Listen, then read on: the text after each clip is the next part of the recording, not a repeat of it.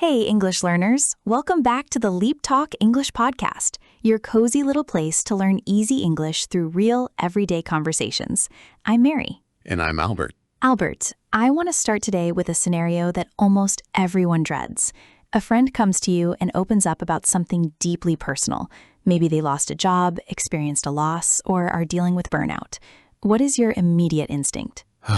My immediate instinct is panic, Mary. I want to say the perfect comforting thing, but my mind goes blank. In English, I get terrified of using the wrong word or sounding cold, so I end up giving these short, awkward answers like, oh, that's bad, and then changing the subject. It's completely natural to freeze up, Albert. When a conversation becomes sensitive, the stakes feel much higher.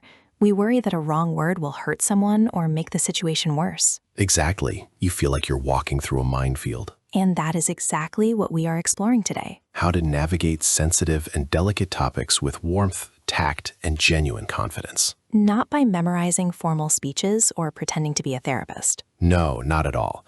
More by learning how to listen deeply and offer comfort without over-explaining. If you're learning English with us today, just relax into the conversation.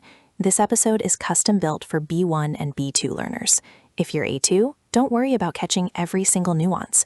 Just follow the feeling and stay with us. Listen for the tone, repeat the helpful lines, and enjoy the flow. Later on, we'll do our signature calm word tour with 8 highly useful words from today's chat. And near the end, we'll dive into Say It Better, where we take flat, awkward phrases and transform them into natural, compassionate English. Like instead of saying, "That is sad, don't cry," You can say, I am so sorry you are going through this. Take all the time you need. and instead of saying, "I don't want to talk about this personal thing," You can say, I appreciate you asking, but that's a bit of a delicate subject for me right now. So settle in. Today we are learning how to handle tough conversations with grace in a calm, honest, real-world way. Mary, I want to ask about the foundation of this. What is the biggest mistake people make when someone brings up a heavy or sensitive topic? The biggest mistake is trying to fix it. When a friend shares a difficult truth like grief or stress, we feel uncomfortable sitting with that pain. So we try to offer silver linings or quick advice to make the discomfort go away. Silver linings, like saying, well, at least things aren't worse. Yes, exactly. It comes from a good intention, but it actually dismisses their feelings.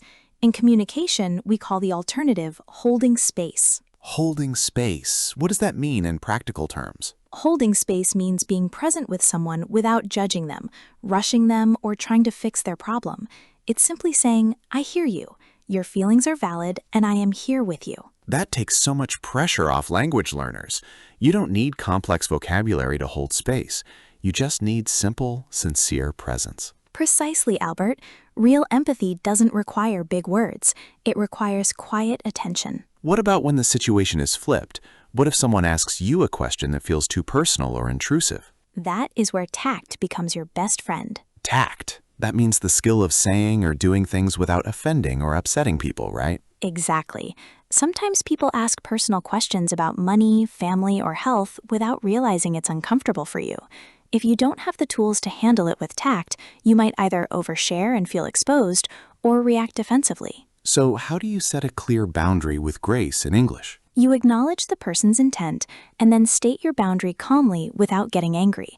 You can say something like, "I appreciate your curiosity, but I prefer to keep that private for now." That is so clean and respectful.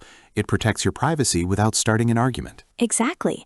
It shows that you are grounded in your own boundaries. Did you have a moment in your own life where you had to learn how to handle a delicate topic smoothly? Yes, a few years ago when a close friend was going through a very painful divorce, I was so worried about saying the wrong thing that I almost avoided calling her altogether. The avoidance trap. Yes, but then I realized that avoiding her was worse than saying something simple. So I called her and said, "I don't know the right things to say, but I care about you and I'm here to listen whenever you want." How did she react? She started crying and said that was the most comforting thing anyone had said all week. Everyone else had either given unasked for advice or avoided her completely. That proves that admitting you don't have all the answers can actually be the most comforting thing you can do. It really is, Albert. Honesty builds connection every single time. Now, let's slow down and practice our 8 useful words from today's conversation. Our first word is sensitive. Sensitive, sensitive. Sensitive describes a topic, situation, or issue that requires careful, respectful handling because it can easily cause emotional pain or offense. Recognizing when a topic needs care. Money can be a very sensitive topic in many cultures. Or describing emotional awareness. She gave a very sensitive response to his story. Our second word is tact.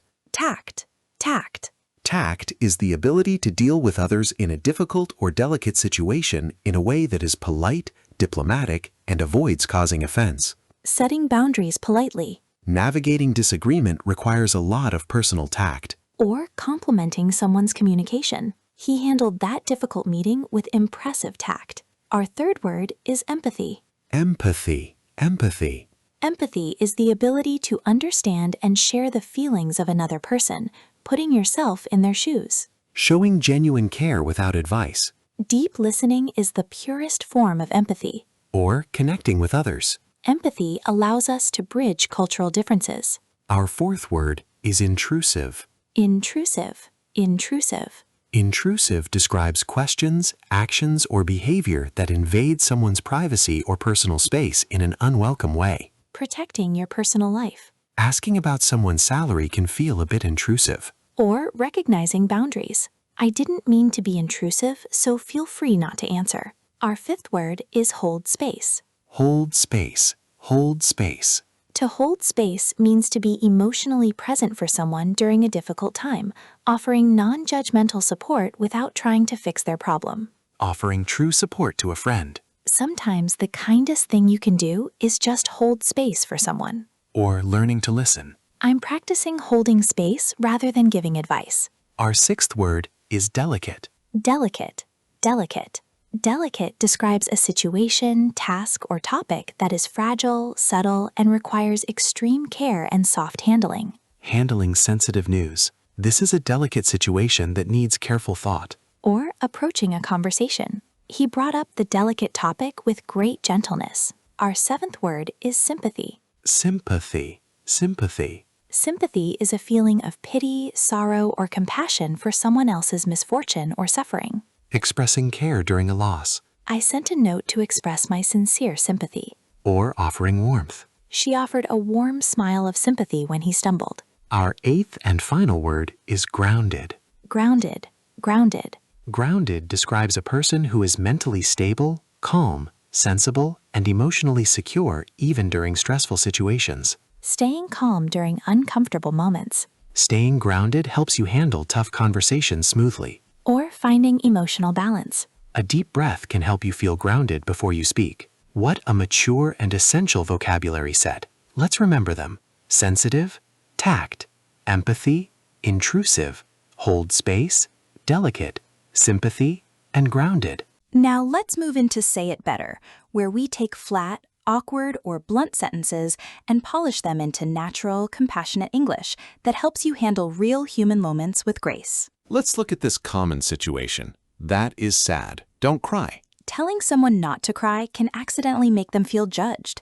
Instead, offer gentle support. I am so sorry you are going through this. Take all the time you need. Or, I'm here for you, however you're feeling right now. Here's one when a question feels too personal. I don't want to answer your personal question. Instead of sounding sharp, set your boundary with tact. I appreciate you asking, but that's a bit of a delicate subject for me right now. Or, I prefer to keep that part of my life private, if you don't mind. What about when you don't know what to say to someone who is hurting? I don't know what to tell you. Express that honesty with warmth and empathy. I wish I had the right words, but please know I am here to support you. Or, I can't imagine how tough this is, but I am holding space for you. Here's one when you disagree on a sensitive topic. You are wrong, and that offends me. De-escalate the tension gracefully by saying, I see this a bit differently, but I respect your perspective. Or, that's a complex topic, and we might have different views on it. These alternative expressions protect relationships.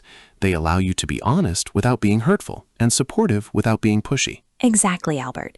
They help you bring emotional maturity to your English conversations. So let's open up the comments section. Is there a sensitive topic that always makes you feel anxious when speaking English? How do you usually handle it? Practice your English and share your thoughts below, using at least one word from today's word tour. Thank you for taking this time out of your day to grow with us. Handle delicate moments with grace, stay grounded, and take care. Bye for now. Bye.